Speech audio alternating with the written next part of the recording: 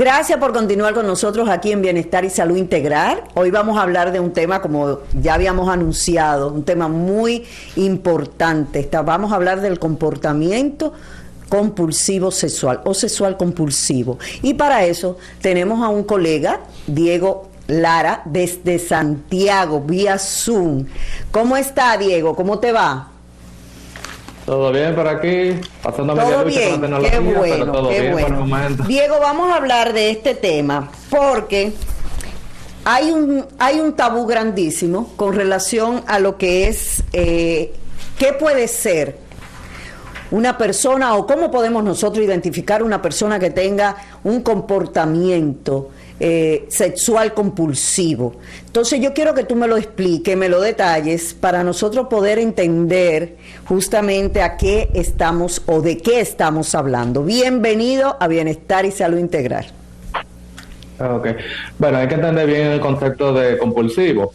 Cuando ya hablamos de un comportamiento o trastorno compulsivo sexual, es cuando una fantasía, una necesidad, una conducta ambientada en lo sexual llega a ser descontrolado, como que viene de pronto. Tú no tienes control de ese impulso, control de ese pensamiento en sí. Y obviamente llega a un momento que crea cierto disgusto, molestia a la persona. Exacto, estamos hablando que hay dos componentes importantes. Primero, que hay una obsesión, ¿verdad?, que es ese pensamiento recurrente, donde te dice tiene que hacerlo porque va a pasar algo o puede pasar algo. Y luego está lo que es la compulsión, que es hacer el comportamiento o planear lo que se va a hacer.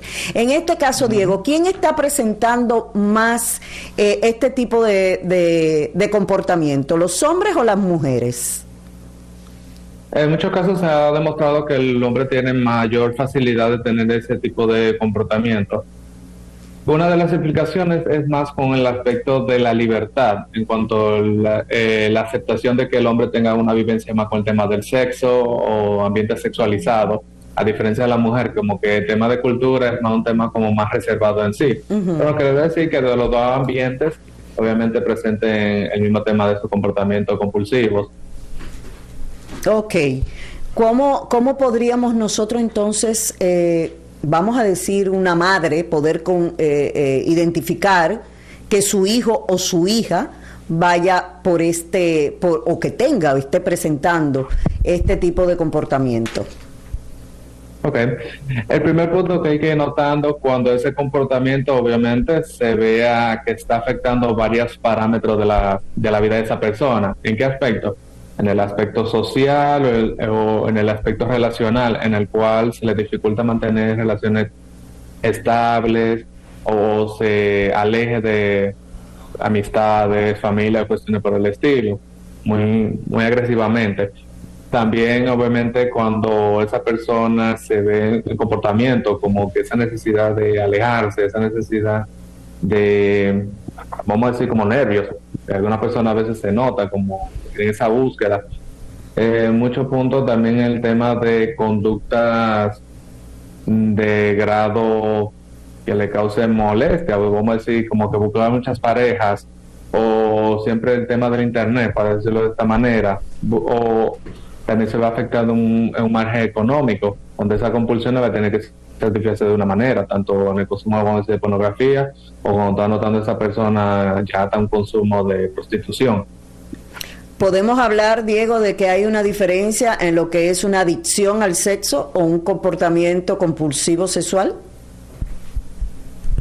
Si nos ponemos de esa manera, se puede decir que van de la misma mano en sí, porque el tema de comportamiento sexual compulsivo también se le puede decir hipersexualidad, o antes se le conocía como ninfomanía o donjuanismo.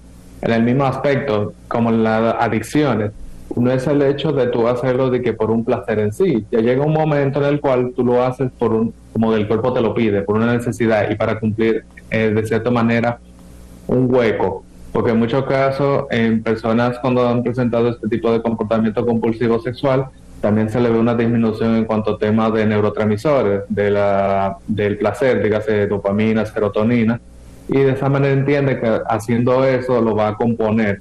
Por ese mismo tema de las adicciones, a veces no es el hecho de la droga o de las otras cosas, es más como lo que me hace, lo que me llena.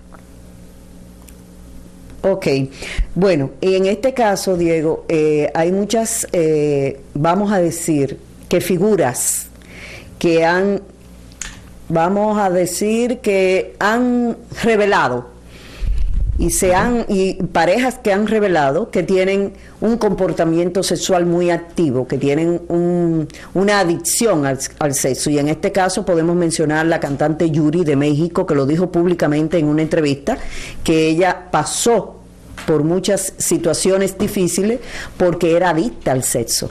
¿Cómo podemos diferenciar a una persona que le guste de manera normal a una persona que es adicta al sexo?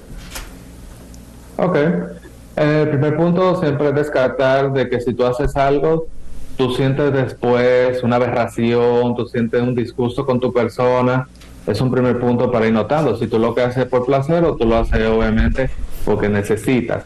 Porque uno de los puntos también que conlleva el tema de compulsión sexual es que no lo haces y que por el sexo en sí, lo haces a veces por un tema de baja autoestima, a veces el mismo tema de educación, o personas que han sido abusadas sexualmente, vamos a decir, le han metido eso en la cabeza de que si tú no haces eso, obviamente la gente no te va a querer. Si tú no lo haces eso, tú no vas a conseguir cosas, gratificaciones o cosas por el estilo.